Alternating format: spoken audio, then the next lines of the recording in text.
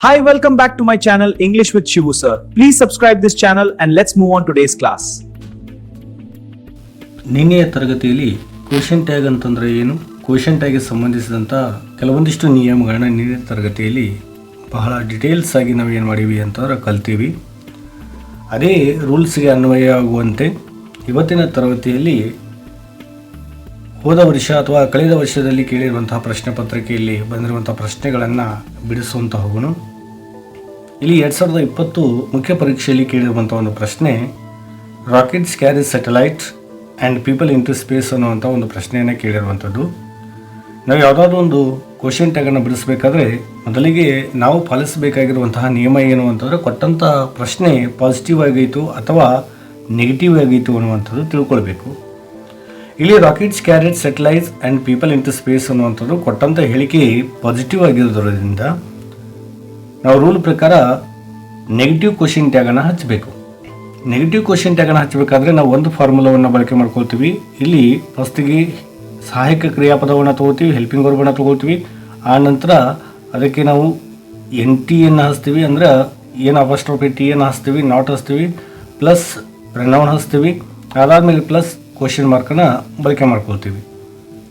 ಇಲ್ಲಿ rocket carry satellite and people into space ಅನ್ನುವಂಥದ್ದು ಕೊಟ್ಟಂಥ ಹೇಳಿಕೆ ಪಾಸಿಟಿವ್ ಆಗೈತಿ. ನೆಗೆಟಿವ್ ಕ್ವಶನ್ ಟ್ಯಾಗನ್ನು ಬಳಕೆ ಮಾಡ್ಕೊಳ್ಬೇಕು ಒಂದಾದರೆ, ಇಲ್ಲಿ ಕೊಟ್ಟಂಥ ಹೇಳಿಕೆಯಲ್ಲಿ ಯಾವುದೇ ರೀತಿಯಾದಂತಹ ಸಹಾಯಕ ಕ್ರಿಯಾಪದಗಳನ್ನು ಕೊಟ್ಟಿಲ್ಲ. ಅಂದರೆ ಇದು ವಿತೌಟ್ ಹೆಲ್ಪಿಂಗ್ ವರ್ಬ್ ಸ್ಟೇಟ್ಮೆಂಟ್ ಆಗಿರೋದ್ರಿಂದ ಯಾವಾಗ ಒಂದು ಪ್ರಶ್ನೆಯಲ್ಲಿ ಸಹಾಯಕ ಕ್ರಿಯಾಪದ ಕೊಟ್ಟಿರೋದಿಲ್ವೋ ಆವಾಗ ಆ ಸೆಂಟೆನ್ಸ್ನಲ್ಲಿರುವಂತಹ ಮುಖ್ಯ ಕ್ರಿಯಾಪದವನ್ನು ನಾವು ಗಮನಿಸಬೇಕು. ಇಲ್ಲಿ ಮುಖ್ಯ ಕ್ರಿಯಾಪದ ಕ್ಯಾರಿ ಅನ್ನುವಂಥದ್ದು ಆಗಿರೋದ್ರಿಂದ ಈ ಕೊಟ್ಟಂಥ ಹೇಳಿಕೆಯಲ್ಲಿ ಕ್ಯಾರಿ ಅನ್ನುವಂಥದ್ದು V1 ರೂಪದಲ್ಲಿ ಬಂದೈತಿ.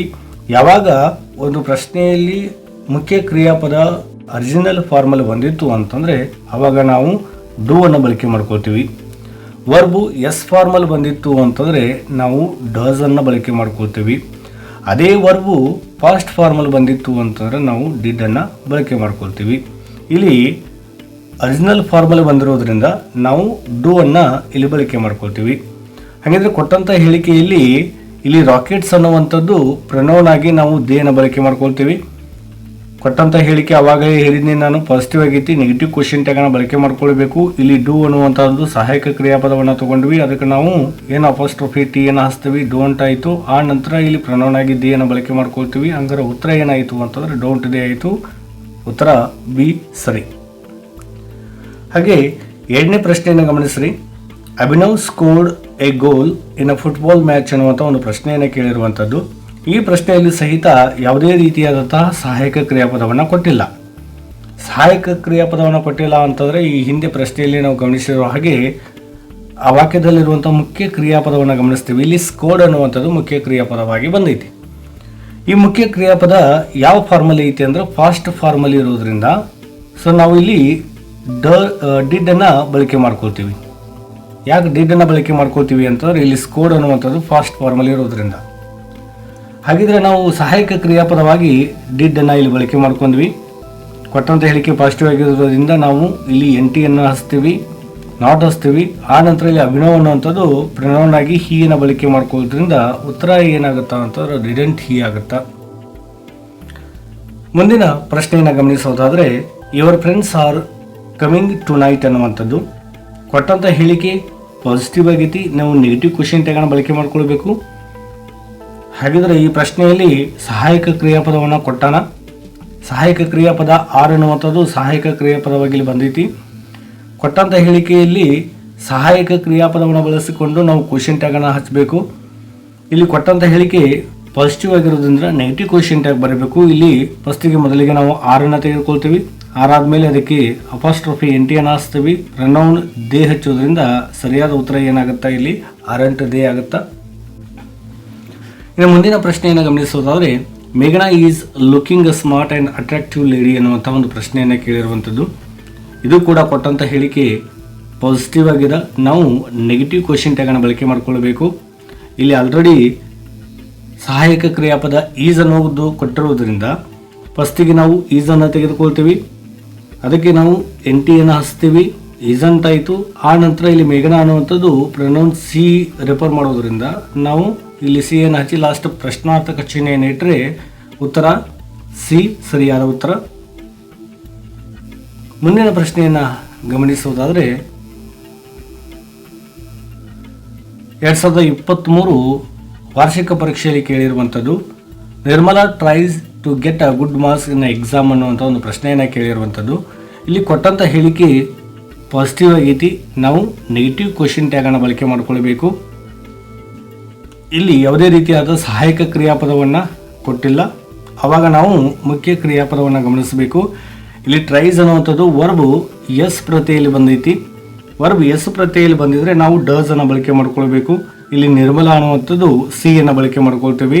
ಕೊಟ್ಟಂಥ ಹೇಳಿಕೆ ಪಾಸಿಟಿವ್ ಆಗೈತಿ, ನೆಗೆಟಿವ್ ಕ್ವಶನ್ ಟ್ಯಾಗ್ ಬಳಕೆ ಮಾಡೋದ್ರಿಂದ ಇಲ್ಲಿ ಡಸಂಟ್ ಸಿ ಅನ್ನುವಂಥದ್ದು ಸರಿಯಾದ ಉತ್ತರ ಆಗುತ್ತಾ.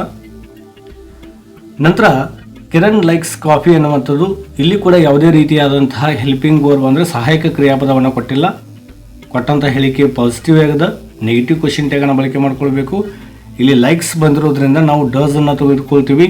ಅದಕ್ಕೆ ನಾವು ಏನು ಅಪಸ್ಟ್ರೋಫಿ ಟಿ ಎಚ್ ಡಸಂಟ್ ಆಗುತ್ತಾ, ಇಲ್ಲಿ ಕಿರಣ್ ಬದಲಾಗಿ ಹಿ ಅನ್ನು ತೆಗೆದುಕೊಳ್ತೀವಿ. ಡಸಂಟ್ ಹಿ ಅನ್ನುವಂಥದ್ದು ಇಲ್ಲಿ ಸರಿಯಾದ ಉತ್ತರ ಆಗುತ್ತಾ.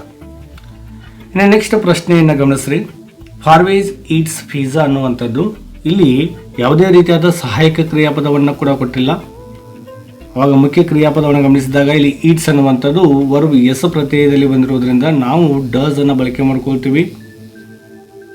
ಡಸ್ಗೆ ನಾವು ಎನ್ ಅಪಸ್ಟ್ರೋಫಿ ಟಿ ಹೆಚ್ಚೋದ್ರಿಂದ ಡಸಂಟ್ ಆಗುತ್ತಾ. ಇಲ್ಲಿ ಫಾರ್ವೇಸ್ ಅನ್ನುವಂಥದ್ದು ಪ್ರೊನೌನ್ ಆಗಿ ಹಿ ಅನ್ನು ಬಳಕೆ ಮಾಡ್ಕೊಳ್ತೀವಿ. ಇಲ್ಲಿ ಡಸಂಟ್ ಹಿ ಅನ್ನುವಂಥದ್ದು ಸರಿಯಾದ ಉತ್ತರ ಆಗುತ್ತಾ. ಇನ್ನು ನೆಕ್ಸ್ಟ್ ಪ್ರಶ್ನೆಯನ್ನು ಗಮನಿಸ್ಕೊಂತ ಡೋಂಟ್ ಕಮ್ ಆನ್ ಟೈಮ್. ಇಲ್ಲಿ ಒಂದು ವಿಷಯನ ಗಮನಿಸ್ರಿ. They don't come on time ಅನ್ನುವಂಥದ್ದು ಕೊಟ್ಟಂಥ ಹೇಳಿಕೆ ಪಾಸಿಟಿವ್ ಆಗೈತು ನೆಗೆಟಿವ್ ಆಗೈತು ಅನ್ನೋದನ್ನು ತಿಳ್ಕೊಂತಂದ್ರೆ ಇಲ್ಲಿ ಡೋಂಟ್ ಬಂದಿರೋದ್ರಿಂದ ಕೊಟ್ಟಂಥ ಹೇಳಿಕೆ ನೆಗೆಟಿವ್ ಆಗೈತಿ. ನಾವು ಪಾಸಿಟಿವ್ ಕ್ವಶನ್ ಟ್ಯಾಗನ್ನು ಬಳಕೆ ಮಾಡ್ಕೊಳ್ಬೇಕು. ಯಾವಾಗ ಕೊಟ್ಟಂಥ ಹೇಳಿಕೆ ಪಾಸಿಟಿವ್ ಆಗಿದ್ರೆ ನಾವು ನೆಗೆಟಿವ್ ಕ್ವಶನ್ ಟ್ಯಾಗನ್ನು ಬಳಕೆ ಮಾಡ್ಕೊಳ್ತೀವೋ ಅದೇ ರೀತಿ ಕೊಟ್ಟಂಥ ಹೇಳಿಕೆ ನೆಗೆಟಿವ್ ಆಗಿತ್ತು ಅಂದರೆ ನಾವು ಪಾಸಿಟಿವ್ ಕ್ವಶನ್ ಟ್ಯಾಗನ್ನು ಬಳಕೆ ಮಾಡ್ಕೊಳ್ಬೇಕು. ಪಾಸಿಟಿವ್ ಕ್ವಶನ್ ಟ್ಯಾಗನ್ನು ಬಳಕೆ ಮಾಡ್ಕೋಬೇಕಾದ್ರೆ ಒಂದು ಫಾರ್ಮುಲಾವನ್ನು ನಾವು ಬಳಕೆ ಮಾಡ್ಕೊಳ್ಬೇಕು. ಇಲ್ಲಿ ಸಹಾಯಕ ಕ್ರಿಯಾಪದವನ್ನು ಮೊದಲು ತೆಗೆದುಕೊಳ್ತೀವಿ, ಆನಂತರ ನಾವು ಪ್ರನೌನ್ ತೆಗೆದುಕೊಳ್ತೀವಿ, ಆನಂತರ ನಾವಿಲ್ಲಿ ಪ್ರಶ್ನಾರ್ಥಕ ಚಿಹ್ನೆಯನ್ನು ಹಚ್ಚಿದ್ರೆ ಈ ಕ್ವಶನ್ ಟ್ಯಾಗ್ ಮುಕ್ತಾಯ ಆಗುತ್ತಾ. ಹಾಗಿದ್ರೆ they don't come on time ಅನ್ನುವಂಥದ್ದು ಕೊಟ್ಟಂಥ ಹೇಳಿಕೆ ನೆಗೆಟಿವ್ ಆಗಿತ್ತು, ಪಾಸಿಟಿವ್ ಕ್ವಶನ್ ಟ್ಯಾಗನ್ನು ಹಚ್ಚಬೇಕು. ಈ ಹೇಳಿಕೆಯಲ್ಲಿ ಡೂ ಅನ್ನುವಂಥದ್ದು ಏನಾರ ಸಹಾಯಕ ಕ್ರಿಯಾಪದವಾಗಿ ನಾವು ಬಳಕೆ ಮಾಡ್ಕೊಂಡಿವಿ. ಫಸ್ಟಿಗೆ ಡೂ ಅನ್ನು ತೆಗೆದುಕೊಳ್ತೀವಿ. ಕೊಟ್ಟಂಥ ಹೇಳಿಕೆ ನೆಗೆಟಿವ್ ಆಗೈತಿ, ಪಾಸಿಟಿವ್ ಹಚ್ಚೋದ್ರಿಂದ ಇಲ್ಲಿ ಯಾವುದೇ ರೀತಿಯಾದಂಥ ನಾವು ಏನು ಅಪಸ್ಟ್ರೋಫಿ ಟಿ ಅನ್ನು ಹಚ್ಚುವಂಥ ಅವಶ್ಯಕತೆ ಇರೋದಿಲ್ಲ. ಆನಂತರ ಪ್ರನೌನ್ ಆಗಿ ನಾವು ದೇ ಅನ್ನು ಬಳಕೆ ಮಾಡ್ಕೊಳ್ತೀವಿ. ಉತ್ತರ ಡೂ ದೇ ಅನ್ನುವಂಥದ್ದು ಇಲ್ಲಿ ಸರಿಯಾದ ಉತ್ತರ ಆಗುತ್ತಾ. ಇನ್ನು ನೆಕ್ಸ್ಟು 2024ರಲ್ಲಿ ಕೇಳಿರುವಂಥದ್ದು she never comes to school late ಅನ್ನುವಂಥದ್ದು. ಇಲ್ಲಿ ನೆವರ್ ಅನ್ನುವಂಥದ್ದು ಸಹಿತ ನೆಗೆಟಿವ್ ವರ್ಡ್ ನೆನಪಿರಲಿ ನಿಮ್ಗೆ. ಯಾವುದಾದ್ರೂ ಒಂದು ವಾಕ್ಯದಲ್ಲಿ ನೋ ಆಗಲಿ, ಡೋಂಟ್ ಆಗಲಿ, ನಾಟ್ ಆಗಲಿ, ನೆವರ್ ಆಗಲಿ, ಸೆಲ್ಡಮ್ ಆಗಲಿ, ಈ ರೀತಿಯಾದಂತಹ ಪದಗಳು ಎಲ್ಲಾದರೂ ಯಾವುದಾದ್ರೂ ಒಂದು ಸ್ಟೇಟ್ಮೆಂಟಲ್ಲಿ ಕಾಣಿದರೆ ಅದು ನೆಗೆಟಿವ್ ಆಗಿರುತ್ತೆ. ಇಲ್ಲಿ ನೆವರ್ ಅನ್ನುವಂತಹ ಪದ ನೆಗೆಟಿವ್ ಸೂಚಿಸೋದ್ರಿಂದ ನಾವು ಪಾಸಿಟಿವ್ ಕ್ವಶನ್ ಟ್ಯಾಗನ್ನು ಬಳಕೆ ಮಾಡ್ಕೊಳ್ಬೇಕು. ಪಾಸಿಟಿವ್ ಕ್ವಶನ್ ಟ್ಯಾಗನ್ನು ಯಾವ ರೀತಿ ಬಳಕೆ ಮಾಡ್ಕೊಳ್ಬೇಕು ಅಂತಂದರೆ ಇಲ್ಲಿ ಯಾವುದೇ ರೀತಿಯಾದ ಸಹಾಯಕ ಕ್ರಿಯಾಪದವನ್ನು ಕೊಟ್ಟಿಲ್ಲ, ಆವಾಗ ನಾವು ಮುಖ್ಯ ಕ್ರಿಯಾಪದವನ್ನು ಗಮನಿಸಬೇಕು. ಮುಖ್ಯ ಕ್ರಿಯಾಪದದಲ್ಲಿ ಕಮ್ಸ್ ಅನ್ನುವಂಥದ್ದು ವರ್ಬು ಎಸ್ ಪ್ರತ್ಯಯದಲ್ಲಿ ಬಂದಿರೋದ್ರಿಂದ ನಾವು ಡಸ್ ಅನ್ನು ಬಳಕೆ ಮಾಡ್ಕೊಳ್ಬೇಕು. ಡಸ್ ಅನ್ನು ತೆಗೆದುಕೊಳ್ತೀವಿ, ಆನಂತರ ಪ್ರಧಾನವಾಗಿ ಸಿ ಅನ್ನು ಹಚ್ತೀವಿ. ಡಸ್ ಸಿ ಅನ್ನುವಂಥದ್ದು ಇಲ್ಲಿ ಸರಿಯಾದ ಉತ್ತರ ಆಗುತ್ತಾ. ಆತ್ಮೀಯ ವಿದ್ಯಾರ್ಥಿಗಳೇ, ಇದಿಷ್ಟು ಈ ನಿನ್ನೆ ತರಗತಿಯಲ್ಲಿ ನಾವು ಕಲಿತಿರುವಂಥ ಕ್ವಶನ್ ಟ್ಯಾಗ್ಗೆ ಸಂಬಂಧಿಸಿದಂಥ ಕೆಲವೊಂದಿಷ್ಟು ಮುಖ್ಯವಾಗಿರುವಂತಹ ಉದಾಹರಣೆಗಳನ್ನ ಇವತ್ತಿನ ತರಗತಿಯಲ್ಲಿ ನಾವು ಡಿಸ್ಕಸ್ ಮಾಡಿದ್ವಿ. ನೀವು ಇಷ್ಟು ಉದಾಹರಣೆಗಳನ್ನ ಮಾಡ್ಕೊಂಡ್ರೆ ಸಾಕು, ನಿಮ್ಮ ಪರೀಕ್ಷೆಯಲ್ಲಿ ಇವೇ ಕ್ವಶನ್ ಬರ್ತಾವಂತಲ್ಲ, ಇದೇ ರೀತಿಯಾದಂಥ ಬೇರೆ ಪ್ರಶ್ನೆಗಳನ್ನು ನಿಮಗೆ ಕೇಳುವಂತಹ ಸಾಧ್ಯತೆಗಳು ಬಹಳಷ್ಟು ಇರುತ್ತೆ. ತಾವೆಲ್ಲರೂ ಕೂಡ ಈ ವಿಡಿಯೋದಲ್ಲಿ ನಾನು ಏನು ಎಕ್ಸಾಂಪಲ್ನ ಬಿಡಿಸಿದ್ದೀನಿ ಆ ಎಕ್ಸಾಂಪಲ್ನ ಸರಿಯಾಗಿ ನೋಡ್ಕೊಂಡ್ರೆ ನಿಮ್ಗೆ ಒಂದು ಅಂಕ ಖಚಿತವಾಗಿ ಬಂದೇ ಬರುತ್ತಾ. ಮುಂದಿನ ವಿಡಿಯೋದಲ್ಲಿ ಮತ್ತೆ ಸಿಗೋಣ. ಥ್ಯಾಂಕ್ ಯು, ಧನ್ಯವಾದಗಳು.